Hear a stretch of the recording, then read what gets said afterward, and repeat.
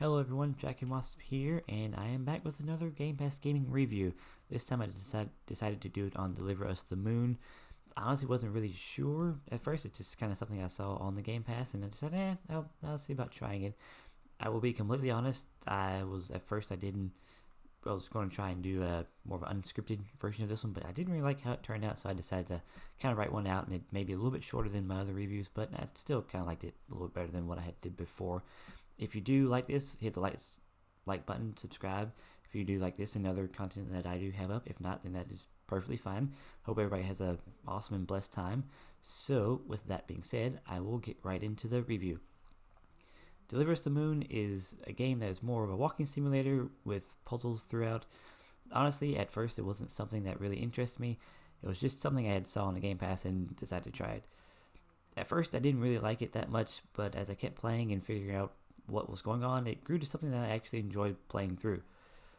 It takes place in the future where Earth has used up all its natural resources. An element called helium-3 was discovered on the moon and mined for energy. Humans built a colony on the moon to mine the resources, and Earth is now dependent on it. Unfortunately, one day the colony goes dark and Earth is no longer receiving said energy. In a last-ditch effort, they send an astronaut, a player, to restart the colony and figure out what happened. The story itself is told through audio logs and holograms you find throughout the game. It was a slow start for me, but by the end I was interested in seeing how things played out and what really happened to the colonists there. Gameplay wise, it's a mixed bag for me. I really like parts of it, but I had to get used to the movement. I don't know if it was just me or what, but it really felt sluggish at first. After some time it was kind of okay. There was one puzzle in the beginning where you had to move something, and sliding across the ground actually felt better than just walking. It was kind of strange, but like I said, I did get used to it.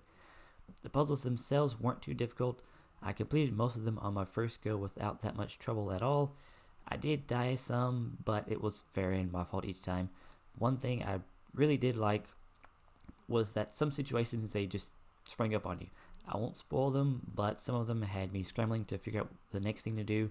There was one at the very beginning I didn't expect at all, and it was actually really fun to play through that part. Graphics, they were pretty good. Everything had a good look and feel to the surroundings. I did have some bad textures and pop-in issues at times, but honestly that may be because I was still playing on a regular Xbox One. Overall, Earth looked appropriately like a wasteland, and the colony looked lived in and in a mess in the right ways as you figure out what happened. Sound-wise, the voice acting it was really a highlight for me. It was really well done, especially in the audio logs and the holograms you find throughout the game.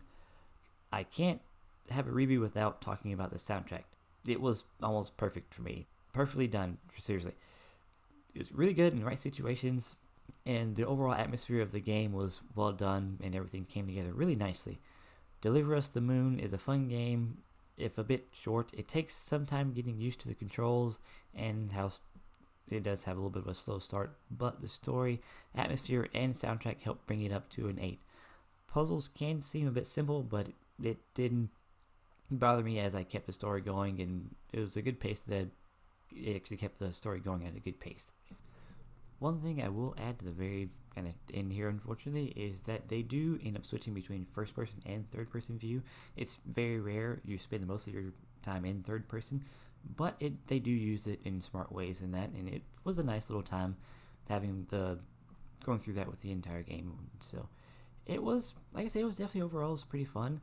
But that is going to be it for this review. I hope everybody has a blessed day, has a blessed evening, and I will see you guys in the next video. Have a good one. Bye.